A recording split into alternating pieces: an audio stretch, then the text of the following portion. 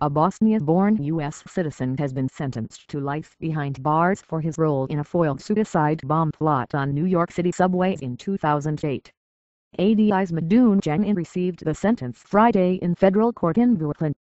Prosecutors had accused Madoun Janin and two high school classmates of receiving Al-Qaeda training in Pakistan before agreeing to strap on backpack bombs for a strike a few days before the 8th anniversary of the September 11 terror attacks.